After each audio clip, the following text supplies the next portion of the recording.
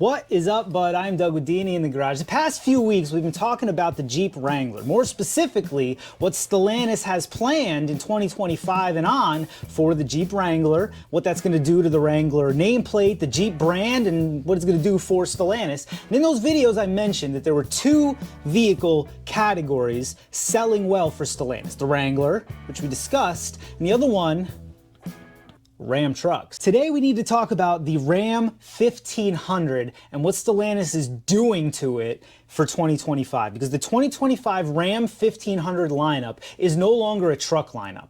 It's basically Ram swinging for the fences. Let's get into it, but first, we are finally going on sale with the Jeep 4-liter Tribute sweatshirt. Y'all been asking me for 3 years. More information at the end of the video. Alrighty friends, what is going on with Ram trucks coming in 2025? Well, first and foremost, and just as a footnote, they're doing their best to move the overflow Ram 1500 production from the Sterling Hills plant in Detroit to Mexico. The UAW's pushing back a little bit. They'd rather they send those jobs to the Warren, truck plant. Maybe we could build trucks at the Warren truck plant. Stellantis wants to send them to Mexico. There was a podcast last week, it was about 3 hours, about 60 million people watched it. In that podcast, they were discussing how, depending on who ends up occupying 1600 Pennsylvania Ave, there may be measures put in place to dissuade the movement of jobs from Detroit to Mexico. Neither here nor there right now. I think it's just worth noting because I know a lot of my viewers are involved with Chrysler production in Detroit. A lot of you are fans of American-made stuff. I know personally, it's always a good day when I hear more jobs have come across our border, and it's always a little disappointing when you hear the inverse. But that's neither here nor there for this video. Let's move on. We got to talk about the gassers before we get to the good stuff. And there's a brand new gasser on the scene, the Ram Tungsten. Tungsten? Why would they name their new top-of-the-line luxury truck Tungsten?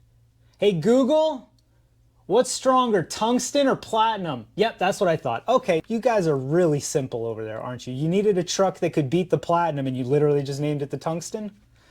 Alrighty, so what's the Tungsten? Does it have a V8? No. It does not have a V8. Because, why? No Ram 1500s get the V8 anymore. The Ram 1500 needed to slim down, get a little more efficient to help the parent company hit those numbers. The only way to do it was to the V8. So what does the Ram get? Well, it gets the brand new 3-liter twin-turbo inline 6. It's going to be inline 6 engines in American pickup trucks again.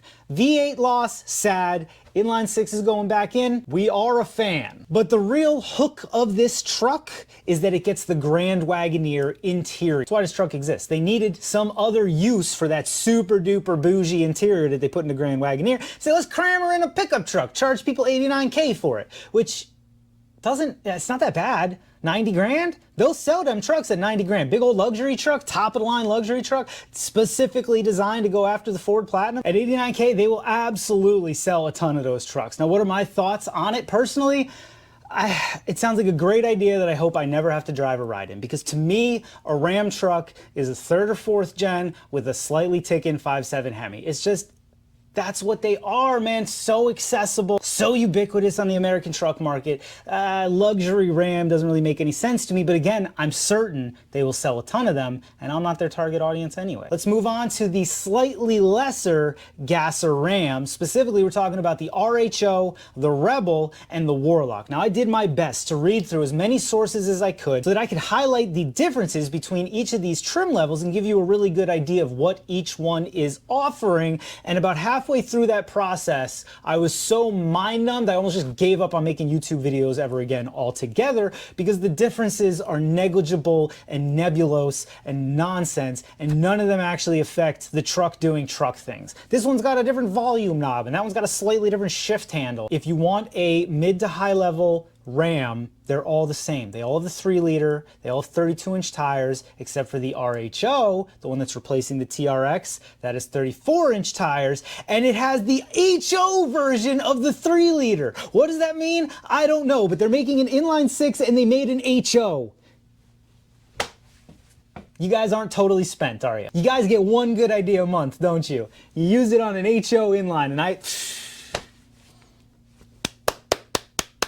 What does the HO do? I couldn't really figure out exactly what it is. Got to be a tune, because it's already got turbos, so it's got to be just computer. So what I recommend, if you want a mid to high level RAM and you don't want to go for the tungsten, you go onto the lot, figure out which one tickles you the right way, and then find out what the trim level's called later. It's probably going to be the RHO. I'm told you don't even miss those 2 cylinders of the supercharger on the RHO that the TRX had but lost in translation, because again, no V8s, even the RHO. That's what I'm told. Car and Driver, everybody who drove the truck said it is still brolic even without a 6.2 liter supercharged V8.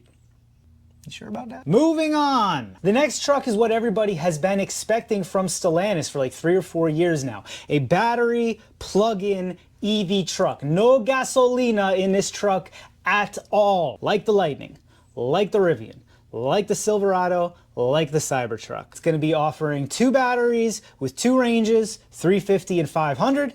It's got a tow cap of 14,000, payload of 2,700. It looks like a Ram 1500, but is not. It's an all-new body style on an all-new platform. What Stellantis and all manufacturers are doing is they're designing EV platforms to go forward. In Stellantis' case, they have the STLA platforms. STLA small, STL medium, STLA large, STLA frame. The first 3 are all unibody setups. The last one is for all body-on-frame construction. That's your Wrangler EV coming in 2028. That's the Rev that we're talking about now. That's the RAMCHARGER we're going to talk about in 2 minutes. It does have vehicle-to-vehicle charging, which I think is going to start fixing a lot of the problems you see with other EVs. If you have a service truck that can roll up to a Tesla and charge right off its battery, that's a heck of a lot better than dragging a diesel generator out there so that 4,000 people could take your picture and put it on Instagram to make fun of you. It's worth noting that the tow cap and the payload are more than the Lightning, more than the Silverado. Though, what's the biggest problem with EVs? They lie to you.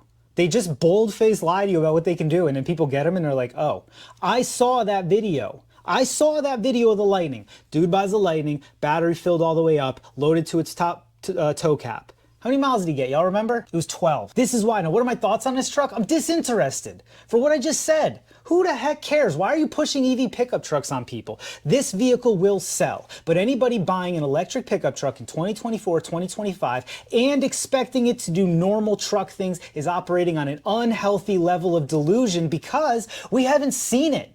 Every single electric pickup truck that we were given has failed to hit the mark because the technology isn't there. When we finally master towing with electric vehicles, it's going to be awesome. I get it.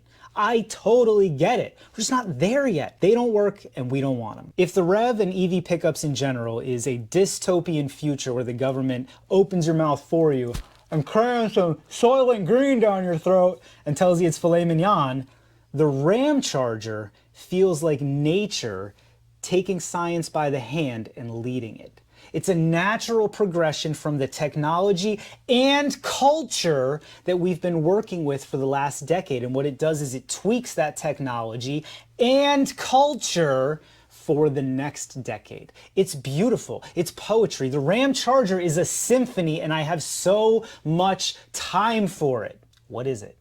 It's a series hybrid. It's not a battery electric. It's not a gas. It's not a normal hybrid. All right. Under the hood of the RAMCHARGER is a 3.6 liter V6 Pentastar. The Pentastar. The one that's in my wife's Durango, the one that's in your Wrangler, the one they've had around for what, 10 years now, 11? But it's not connected to the wheels. It's not connected to a transmission. It's not connected to anything except a 130 kilowatt hour generator. That generator is connected to a 92 kilowatt hour battery, which goes to the same dual motor all-wheel drive setup that the Rev has. What does that mean? It means this is a battery electric. You're only running battery to 2 electric motors, but instead of plugging it in at the house or sitting at some charger like a jabroni, the motor under the hood charges it. Think diesel electric trains. All right, they're doing this with semis. There's a really cool company, Edison Motors. Go look them up. This guy is a genius, and he explains how this works much better than I could. But what you have here is a vehicle that when the battery's fully loaded and the 27-gallon fuel tank is filled all the way up, the range is 690 miles. It's incredible. And you're getting all the benefits of electric motors, the torque, the on-demand power. It's incredible. Another thing that this fixes is the issue of cold taking effect on batteries. Why? Because the heating and cooling system for the battery is tied in with the heating and cooling system for the 3.6. So if you're in a situation where it's really cold, but the 3.6 is creating heat through internal combustion, you just run that coolant around the battery. All of a sudden you've warmed up your battery. It's genius. I'm so excited by the RAMCHARGER because it makes sense to me. I'm a monkey with a toolbox. All right, the Rev doesn't make any damn sense to me. The RAMCHARGER though, I get that. That makes sense. Now, it's important to note, you're not falling back on that 3.6. There's no situation where that 3.6 by itself turns the wheels. It can't.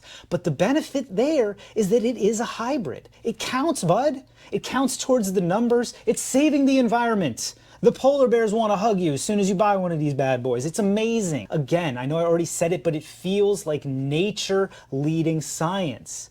The culture that we enjoy as car guys is not just being whitewashed and so that they can paint an EV over it. Have I said enough about this vehicle to express how I feel about it? Leave me a comment. Am I crazy or does this just make sense? Way more sense than the other things they're doing. Because, and here's my final thoughts on this, none of what they are doing here was done because it's the best thing for the 1500. People are still buying V8s, but Ram has to help Stellantis meet its environmental requirements. And as discussed in the Wrangler video, because Wrangler and Rams are the only thing selling, they both had to get green pretty darn quick. Adios to the V8s in the 1500, adios to the internal combustion in the Wrangler. Go see that video if you want that full story. The long and the short of it is, people are not clamoring for EVs or even hybrid pickups. The lightning shitting the bed so spectacularly really screwed that. The excitement that was there for EV pickups got ruined when everyone saw that 12-mile video. But, to remove my doom and gloom hat briefly, the RAMCHARGER is going to help fix that, or at least help correct it. It's the missing link we needed before the Lightning and the Rivian and the Cybertruck. Let's perfect the intermediary steps and in the process keep some semblance of performance for the customers that need these trucks to survive and thrive. I think that in general, today, people are less willing to compromise than they were 2 or 3 years ago. There was a time, not long ago, automotively speaking only, where you could piss in a guy's eye and tell him it was raining, and he would be obliged to just open an umbrella, accept your lie, and try his best to ignore it. That's what EVs feel like to me. Somebody pissing in my eye and telling me it's raining. And I'm not obliged to believe your lie and just open an umbrella, and I don't think other people are either. We're all kind of coming out of that a little bit and be like, hold on, man, the future's not now, all right? There's no space odyssey, it's just tomorrow. Yesterday was still yesterday. There's no reason that there needs to be a total break between yesterday and today. And I think you're seeing that a little bit, with the exception of the Rev, though they have to make that to stay competitive. You're seeing the 1500s become a little more fuel efficient. I hate seeing the V8 go. I've been giving Ford the business for years for getting rid of the V8 in their pickup trucks. But we knew when they did it, and when Toyota did it, they took the V8 out, right? That's the way it's going. We can sit here and scream at windmills, or we can accept it and just keep driving the 30-year-old Jeeps and Dodges we do right now, right? I can't wait to see, God, I hope this RAMCHARGER is as good as they're saying. One thing that always kind of gives me a little bit of question is like, what's the one thing Chrysler's known for not being able to do right? It's electronics. And what are EVs full of? Yeah, it's electronics. I don't see how Chrysler EVs survive. I'm not even kidding with you. My wife's Durango, we love that truck. We love the 3.6 in it. The electronics are a mess, man. Sometimes the windows just do random stuff. The radio does random stuff. Chrysler Electronics, am I right? Even a comment down in the squawk box is gun to your head, somebody else's money. Which of these trucks are you buying? If you're looking for me, you can find me on the block in a RAMCHARGER. I think that thing is cool as heck, and it keeps one of my personal favorite modern motors, the 3.6 Pentastar. I'd love to know, which one are you guys taking?